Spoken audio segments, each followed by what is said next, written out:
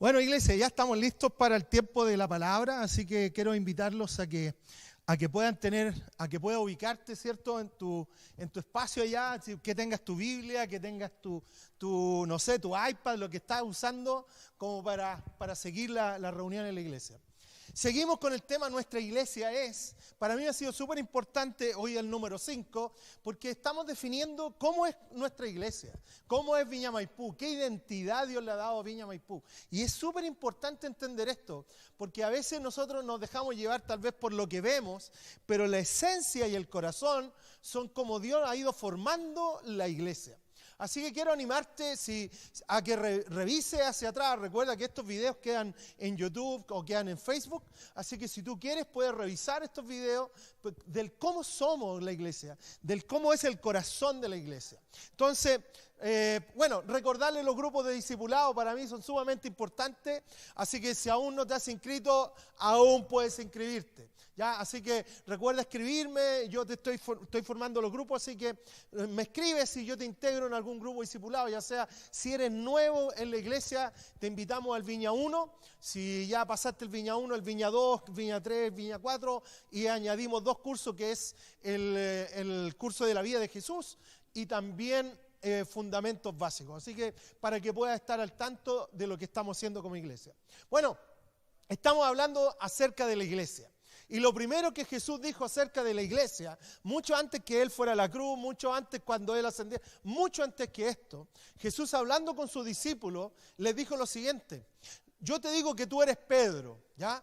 Y sobre esta piedra edificaré mi iglesia, dijo Jesús, y las puertas del reino de la muerte no prevalecerán contra ellas. Es decir, Jesús está construyendo su iglesia. Y existe una iglesia global, mundial, que hoy día se está reuniendo, no sé, en China, en Rusia, en diferentes partes del mundo. Y existe la iglesia local, que son las iglesias donde nosotros nos congregamos. Cada cristiano debe estar congregado en alguna iglesia. El tener una iglesia es como tener una familia. Si no tengo familia, estoy huérfano. Si no tengo iglesia, estoy huérfano espiritualmente. Entonces, necesitamos ser parte de una iglesia. Y Jesús dijo, yo edificaré mi iglesia. Jesús está edificando su iglesia y Él está construyendo la iglesia de diferentes maneras en todo el mundo. Es muy interesante, en África, en Grecia, en diferentes lugares del mundo. Dios está edificando y construyendo y extendiendo su iglesia. Por lo tanto, lo que hemos dicho es que la iglesia no nos pertenece a nosotros, la iglesia es de Jesús. La iglesia no es tan solo el edificio, el edificio es el lugar donde nos reunimos, pero no es, ¿cierto?, la iglesia. La iglesia tampoco es de los líderes o el pastor. Por eso que a veces gente se adueña de la iglesia, pero la realidad es que Jesús es el rey y señor y cabeza de la iglesia. También, ¿cierto?, entendemos que la iglesia está compuesta por todos aquellos que han creído y han confiado en Jesús. Si tú has puesto tu fe en Jesús, tú eres parte de la iglesia global que Jesús tiene, pero necesitas también ser parte de una iglesia local. Entonces, como nosotros vemos la iglesia, ¿cuál es nuestra definición? En Viña Maipú vemos la iglesia como un lugar donde las personas pueden tener un encuentro relacional con Dios. Es donde yo vengo a conocer a Dios, a descubrir quién es Dios. Más que una religión o un conjunto de normas o de reglas, donde las personas puedan vivir con Dios no como una obligación, no porque tengo que hacerlo, sino de manera voluntaria. Sino como algo bueno, agradable y voluntario, no algo impuesto, ya que el amor no se impone. O sea, cuando a Jesús le preguntaron cómo tú resumes todo esto, Jesús dijo, ama al Señor. Por lo tanto, yo no puedo, entre comillas, estar obligado a amar a Dios. Tengo que tomar una decisión de amarlo. Y en ese proceso de amar a Dios es algo que es voluntario, no obligatorio. Y Jesús no vino a imponer nada a nadie. Jesús lo que vino a hacer fue hacer una invitación. Y Jesús hizo una invitación abierta a todo ser humano. Y dijo, el que quiera seguirme o el que quiera caminar conmigo, ven y caminemos. Y esa invitación sigue abierta hoy a cada uno de nosotros. Es una invitación abierta para ti, para mí, para cada ser humano. Jesús sigue a través de su Espíritu Santo moviéndose en el mundo, moviéndose en la tierra, con la finalidad de invitar a toda persona a una relación, a un encuentro personal con Dios. Bueno, ¿qué es lo más importante para nosotros como iglesia? Hasta ahora hemos visto 4 cosas. Lo más importante para nosotros es amar a Dios. Eso es número 1. Segundo, tener una identidad clara. Para nosotros, toda persona que ha creído y ha recibido a Jesús en su corazón tiene el derecho, la potestad, la seguridad de ser llamado hijo o hija de Dios. Por lo tanto, no dudamos. Cada persona, la Biblia es muy clara al respecto. Por lo tanto, tenemos una identidad clara. Somos hijos y familia de Dios. También somos discípulos, o sea, queremos darle un sí anticipado a Jesús. No queremos primero que Jesús nos diga algo y luego decir, sí, me conviene, no, un sí anticipado. Sí, Señor, lo que tú digas, Dios. Tú eres Dios, tú eres el Maestro, a ti seguimos. Y también el domingo pasado hablamos acerca de valorar la Biblia. La Biblia para nosotras es completa y totalmente la palabra de Dios. No es tan solo un libro que es partes, tiene palabra de Dios. No, la Biblia desde Génesis hasta Apocalipsis es completa y totalmente palabra de Dios para nuestras vidas. Por lo tanto, como dice en 2 Timoteo, es útil para redarguir, para corregir, para instruir nuestras vidas. Y hoy día, ¿cierto? Vamos a añadir un quinto punto, que es que somos siervos. Somos llamados a ser siervos, a seguir el ejemplo de Jesús. Jesús vino a dar un ejemplo. Él dijo, yo no he venido para que me sirvan, he venido a servir. Porque ni aun el Hijo del Hombre vino para que le sirvan, dijo él, sino para servir y para dar su vida en rescate, ¿cierto?, por muchos. En Marcos 10:45. Él es nuestro ejemplo. Tú y yo somos llamados a un servicio desinteresado, a un servicio, ¿cierto?, voluntario, de una decisión que tomamos de aceptar esta posición de siervos. Entonces, para nosotros como iglesia, entendemos que somos llamados a servir a Dios y a servir a los demás. De hecho, servimos a Dios por medio de servir a otros. Y si no estoy sirviendo a Dios, y si no estoy sirviendo a otros, me estoy sirviendo a mí mismo. Me estoy sirviendo a mí. Y eso es un punto egoísta. Por eso que, de alguna manera, tenemos que luchar con el egoísmo actual, con la comodidad actual, que nos lleva a un punto, a un estatus de comodidad, para decir, no, si aquí está todo ok, está todo bien. Jesús vino para romper eso. Y dijo, no, ejemplo les doy para que como yo soy, ustedes sean.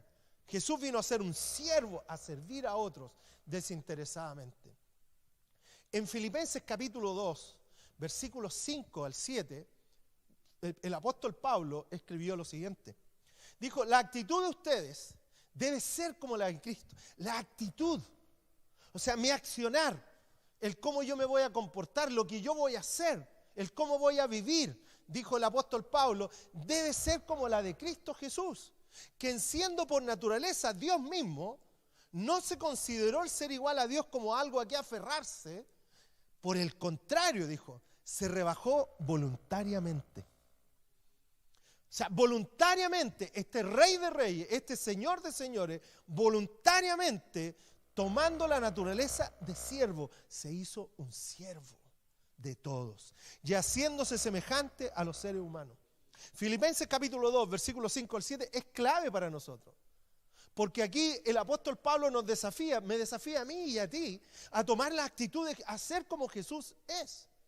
Y Jesús con claridad, el apóstol Pablo define, dice, este Rey de Reyes, este Señor de Señores, no tomó esa posición para quedarse aferrado ahí, sino que se hizo siervo, y siervo de todos.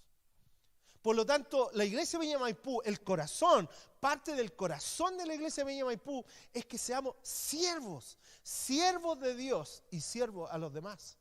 De hecho, servimos a Dios por medio de servir a otros. Servimos a Dios por medio de servir a otros. Todos somos llamados a ser siervos, siervos de Dios y siervos los unos a los otros. La expresión práctica del amor. ¿Cuál es la expresión práctica del amor? Porque uno puede decir, no, yo amo a Dios, pero no sé si a otras personas. Cuando el llamado de Jesús fue, ama a Dios y ama a tu prójimo. Ama a Dios y ama a los demás. Pero esa expresión práctica del amor es el servicio desinteresado a otros. El servir a otros. El no esperar de alguna manera nada a cambio, pero expresamos el amor por medio del servicio. A mí me gustaría, hay 3 palabras en griego que son muy relevantes para la palabra servir o siervo o servicio. Para nosotros como que en el idioma español, en el español chileno, porque hoy día tenemos español venezolano, español colombiano, pero el español chileno, no, el español generalizado, usamos la palabra siervo, pero en el griego hay 3 palabras que se ocupan para la palabra siervo. Y es tan interesante al estudiar las primeras. Jesús dijo lo siguiente en Marcos 9:35, que entonces Jesús se sentó, llamó a los 12 y les dijo, si alguno quiere ser el primero, que sea el último de todos y el servidor de todos. La palabra que usó Jesús aquí es la palabra diáconos con K, que es la palabra que nosotros traducimos como diácono que usamos normalmente en la iglesia. Pero la palabra que él usó es el siervo, es la palabra servidor, que está aquí para el servicio de todos, para ayudar. En algunos lugares, ser diácono es como una autoridad. En el reino de Dios, ser diácono es todos estamos llamados a la diaconía, todos estamos llamados al servir a los demás. Por lo tanto, el principio que quiere enseñar esta palabra diácono, acá, el principio es un compromiso de la vida, tiene que ver con el ser, tiene que ver con el quiénes somos. Somos llamados a ser siervos de otros, somos llamados a ser siervos de Dios, ¿ya? A servimos a Dios por medio de servir a los demás. Una segunda palabra en griego que está en Mateo 20, 26 al 28, que Jesús también usó, dice lo siguiente: pero entre ustedes no debe ser así. Al contrario, el que quiera hacerse grande entre ustedes deberá ser su servidor, como la palabra aquí arriba, servidor. Y el que quiera ser el primero deberá ser, y aquí se añade otra palabra, esclavo de los demás. Acá cambia el lenguaje. Así como el Hijo del Hombre no vino para que le sirvan, sino para servir. En la misma palabra similar al esclavo, sino que vino para servir y para dar su vida en rescate por los demás. La palabra que se usa acá es la palabra doulos en el griego. Perdonen que esté hablando en griego, pero el griego es un idioma, la Biblia fue escrita básicamente en 3 idiomas: hebreo, griego y arameo. Pero cuando hablamos del griego, el griego es muy rico en su idioma, básicamente es acciones, es un accionar. ¿Ya? Entonces la palabra doulos se traduce como esclavo de los demás. Entonces, claro, cuando el Señor nos llama a ser siervos, nos llama a tomar la actitud de ser. Tiene que ver con mi ser, con quién yo soy. Soy llamado a ser un siervo a otros. Pero también tiene que ver con el ser llamado un esclavo. Por lo tanto, el segundo principio que entendemos acá es que el siervo es uno enfocado en las necesidades de otros, en las necesidades de otras personas. Por lo tanto, acá tenemos 2 palabras, diáconos y doulos, que tiene que ver una con el servidor, que tiene que ver con el ser, pero lo otro tiene que ver con el buscar, suplir, ayudar, cubrir las necesidades de otros. Pero hay otra palabra que no es muy conocida, no es muy usada, pero es tan interesante que yo creo que tenemos que verla. En Hechos 26, versículo 16, dijo: ahora ponte en pie y escúchame, me he aparecido a ti con el fin de designarte siervo, hablando de Jesús con el apóstol Pablo, designarte siervo y testigo de los que han visto de mí y de lo que te voy a revelar. Aquí aparece dos palabras: designarte siervo.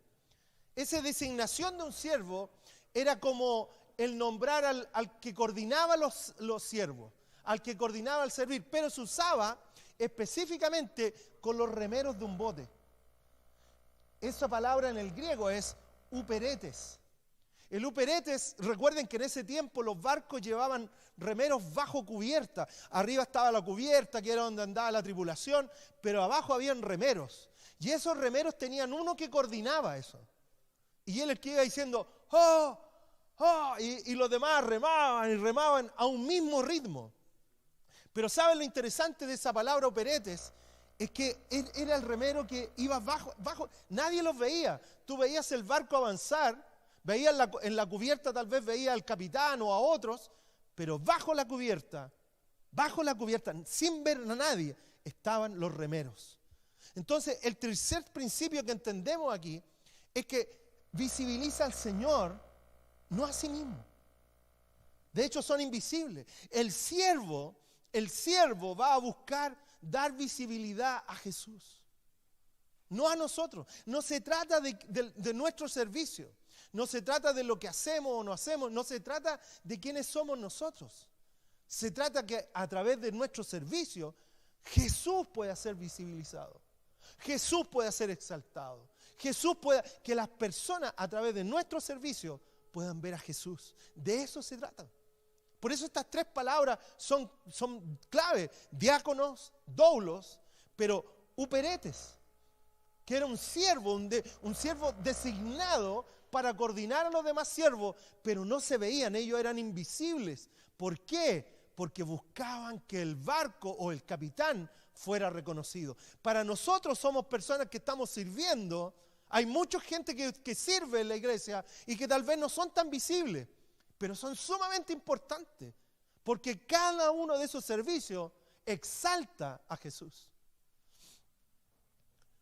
En el uso de estas tres palabras, o sea, si yo tomo la palabra diácono, doulos y uperetes, yo puedo formar la siguiente frase: que el siervo es un compromiso de por vida, tiene que ver con el ser, para servir a las necesidades de los demás, de tal manera que Jesús es exaltado y no nosotros mismos.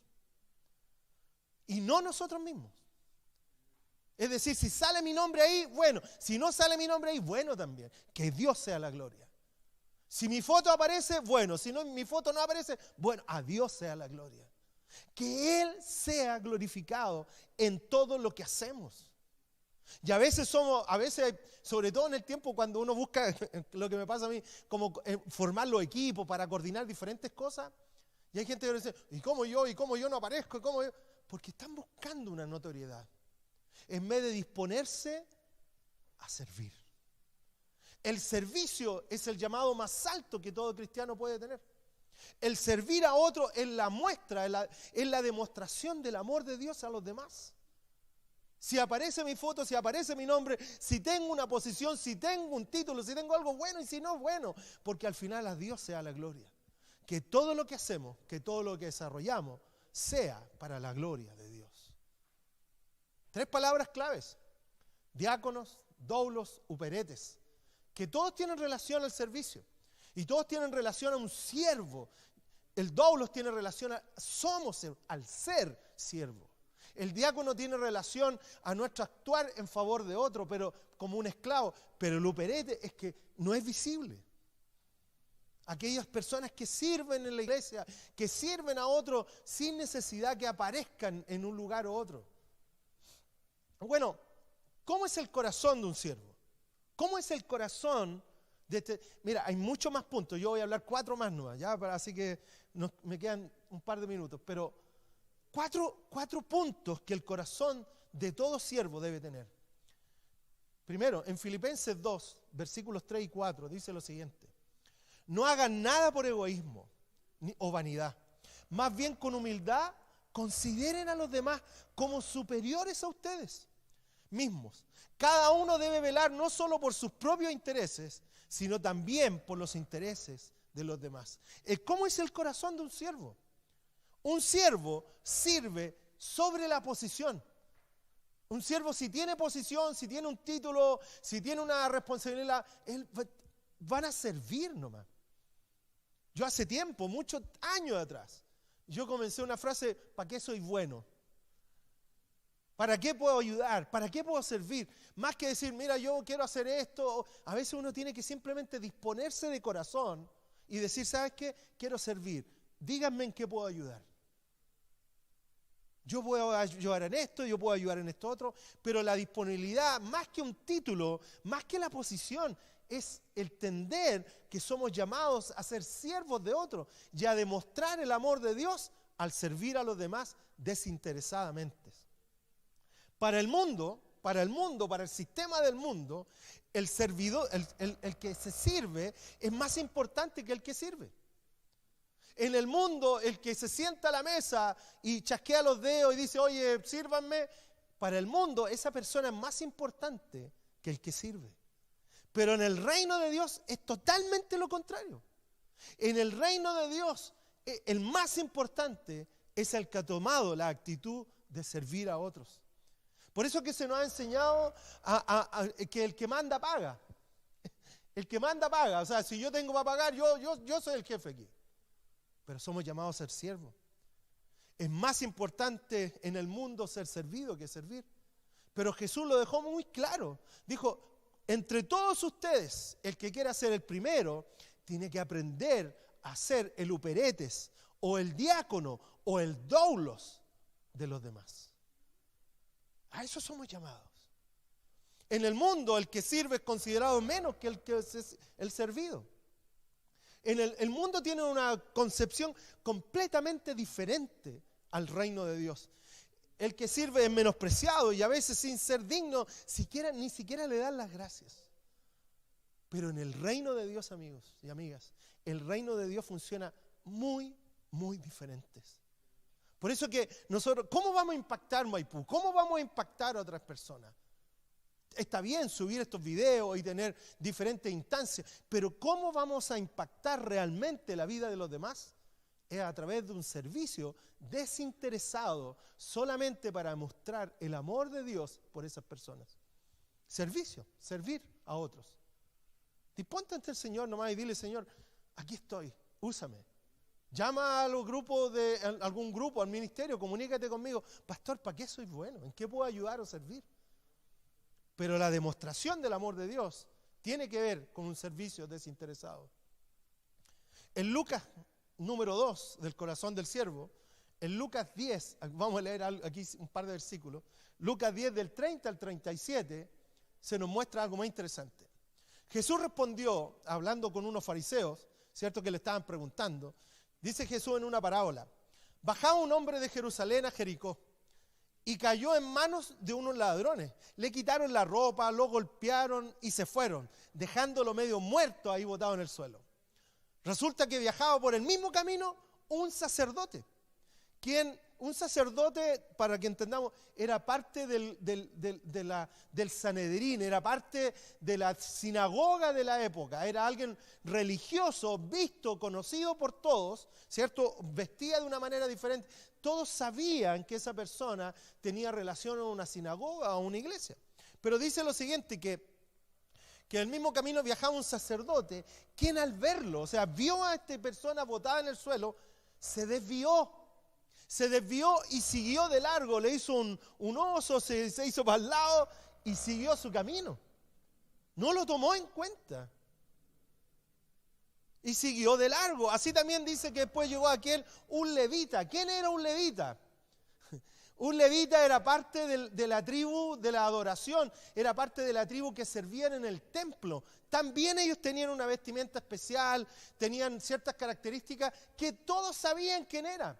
Hoy día serían parte del equipo de adoración, ¿cierto? Entonces dice que llegó un levita y también al ver a esta persona tirada en el suelo, se desvió y tomó otro camino y siguió de largo. Pero pasó un samaritano. ¿Quién era un samaritano? Un samaritano no tenía relación al pueblo judío, no tenía relación a la sinagoga, no tenía relación a una iglesia, no tenía relación a ese. Pasó un samaritano que iba de viaje, llegó a donde estaba el hombre viéndolo, lo mismo que los otros también lo vieron, pero se desviaron. Pero este samaritano, al verlo, se compadeció de él. Amor extremo. Se compadeció de él, se acercó, lo curó las heridas con vino y aceite, lo vendó, ¿cierto? Luego lo montó sobre su propia cabalgadura, lo llevó a un alojamiento y lo cuidó. Al día siguiente, sacó 2 de sus monedas de plata y se las dio al dueño del alojamiento. Cuídemelo, le dijo, y lo que gaste usted de más, se lo pagaré cuando yo vuelva. Y Jesús le preguntó a los fariseos y le preguntó a los religiosos que estaban ahí, le dijo, ¿cuál de estos tres piensan que demostró ser el prójimo del que cayó en manos de los ladrones? ¿Cuál de estos tres? ¿El sacerdote que al verlo se desvió y pasó de largo? ¿El levita que al verlo se desvió y siguió de largo? ¿O este samaritano que no tenía ninguna relación a Dios fue y lo cuidó? ¿Cuál de estos tres hizo la voluntad de Dios? ¿Cuál de estos tres tuvo un corazón de siervo con esa persona? Uno de los religiosos le contestó, el que se compadeció de él, contestó el experto en la ley. ¿Qué le dijo Jesús? Anda. Entonces, ya es tú lo mismo, concluyó Jesús. Entonces tenemos que aprender este segundo punto de acerca del corazón de siervo, que un siervo pone su carácter por sobre la comodidad. Y a veces nosotros ponemos la comodidad por sobre nuestro carácter. Un siervo es un siervo donde esté y donde vaya. Si yo voy a hacer un trámite al banco o donde sea, a FONASA, donde sea que vaya a hacer un trámite, sigo siendo un siervo allá. Y no puedo ser un siervo aquí en la iglesia donde ayudo en muchas cosas, pero allá cuando estoy haciendo una fila no ayudo nada a nadie. No puedo, es una dualidad de carácter eso. El ser de una forma en un lugar y el ser de otra forma en otro lugar es una dualidad de carácter. Somos llamados a ser siervos donde sea que estemos, donde sea que nos movamos, con las personas que sea que estemos. Claro, y a veces cuando vemos una persona de más autoridad de nosotros o que tiene más influencia que nosotros, fácilmente le servimos a esa persona. Pero ¿qué hay de servir a aquellos que tal vez parecen menos que nosotros? A eso se refiere esto. El carácter por sobre la comodidad. El entender que cuando tú vas caminando en la calle, o el entender que cuando tú vas a hacer un trámite, el entender que cuando tú te estás relacionando con alguien y ese alguien necesita tu ayuda, dársela, ayudar, ser un siervo a esa persona. Entonces, cuando nosotros hablamos de un corazón del siervo, lo primero que entendemos es que el carácter se antepone a la comodidad, pero también entendemos que un siervo no está buscando una posición, está buscando servir a los demás. Un tercer punto en el corazón de un siervo, en Hechos 2, versículo 44 al 45, dice lo siguiente, que todos los creyentes, esto es de la primera iglesia, cuando se formó la primera iglesia, dice, todos los creyentes estaban juntos y tenían todo en común. Vendían sus propiedades, sus posesiones y compartían sus bienes entre sí según la necesidad de cada uno. Un tercer punto del corazón de un siervo es que pone el nosotros antes que el yo. Voy a repetir esto, pone el nosotros antes que el yo. Tú y yo hemos sido educados y formados con algo que yo le llamo, bueno, no es mío, es de un autor que se llama Peter Wagner, pero él dijo, la sociedad tiene una enfermedad llamada mimitis. El mimitis tiene que ver lo que es bueno para mí, lo que es mejor para mí, lo que queda para mí, lo que sobra es para mí, y si algo sobra es para mí. Lo demás, que cada uno se arregle. Pero el corazón de siervo abandona el yo para pensar en nosotros. Lo que hicieron en la primera iglesia primitiva, que vendían sus bienes, sus propiedades, cubrían, se ayudaban, no tan solo a ellos, sino también a su comunidad. Era no tan solo pensando si yo tengo, estoy bien, y si el otro no tiene, no me importa. Comienza a pensar en una mentalidad un poco más comunitaria que solamente individual. Para el mundo, el yo, el ego, es lo principal. Y hasta el día de hoy, si esto es así, amigo, entonces, por eso que al final, por ejemplo, autores como el Paulo Coelho o el Dave Warren, autores que han sacado estos libros de autoayuda que tienen apariencia de piedad, pero no tienen nada de cristianismo en su esencia. Y la gente sube frases de Coelho como diciendo, esto es bueno, pero no, están lejos, están inmersos en un egoísmo y en un individualismo, como toda la sociedad está. Entonces la gente piensa hoy día, ¿cómo me afecta esto a mí? Si no me afecta, está bien. Si me afecta, Por eso que el siervo abandona el yo para pensar en el nosotros. Yo aprendí, gracias a Dios, el pastor Felipe, una vez el Señor dijo, lo que es bueno para mí es bueno para ti. Y lo que es bueno para ti es bueno para mí. pensamiento comunitario. Más que el yo. El mundo nos enseña acerca del yo, el ego como lo principal. Pero Jesús vino a decir algo completamente diferente. Jesús vino a decir, el que quiera seguirme toma su cruz. Muere a ti mismo, muere tu yo, muere tu ego y sígame. No hay una unión entre el individualismo y seguir a Jesús. No se puede. Porque el llamado de Jesús es a morir a nosotros, para servir a Dios y servir a los demás. En el reino de Dios, el siervo da su vida por los demás. Entonces, por eso que hablamos de siervos que toman pasos de sacrificio en sus vidas. El reino definitivamente, amigos, no sigue la lógica del mundo. El siervo no sigue la lógica del mundo. La lógica de la Biblia es sirve a Dios por medio de servir a otros. Piensa comunitariamente por sobre individualmente. Yo sé lo que estoy diciendo, es como casi antipopular. Esto es poco popular, esa es la realidad. Porque el populismo diría, no, preocúpate de ti, piensa en ti, solo tú, si tú tienes está bien, si tú estás bien, está bien, si tú estás bien, todo va a estar bien, si tú, y todo, el mundo promueve ese individualismo. Pero el reino no es así. El reino de Dios funciona de manera contraria a ese pensamiento.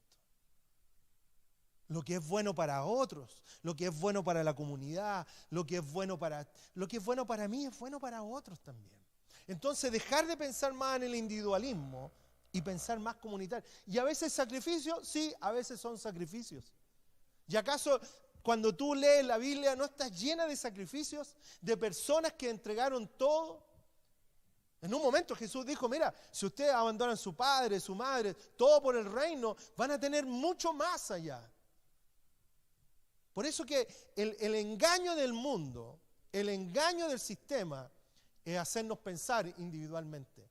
Para ir terminando, un cuarto punto acerca del corazón de un siervo, en Mateo 25:37, dice lo siguiente, y le contestarán los justos, Señor, cuando te vimos hambriento y te alimentamos, o sediento y te dimos de beber, cuando te vimos como forastero y te dimos alojamiento, o necesitado de ropa y te vestimos, cuando te vimos enfermo en la cárcel y te visitamos, el rey les responderá, les aseguro que todo lo que hicieron por uno de mis hermanos, aún por el más pequeño, lo hicieron por mí.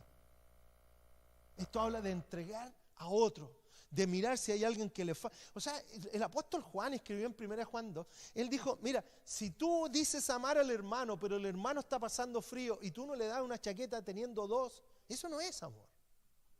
Lo que es bueno para ti va a ser bueno para el otro. Un siervo da generosidad por sobre la búsqueda de riqueza. El mundo promueve la búsqueda de riqueza. El mundo promueve y dice, ten más, compra más, ten más y más. Pero en el reino de Dios, ¿sabes lo que realmente vale? La generosidad. Y la generosidad parte por el dar desprendidamente. Entonces cuando yo me aseguro y digo, no, con esto yo me aseguro, con esto para mí. El reino de Dios es un pensamiento completamente diferente. O sea, Jesús, el dar y se os dará. Bueno, es imposible no experimentar gozo y paz luego de ser generoso. La generosidad y la felicidad van de la mano.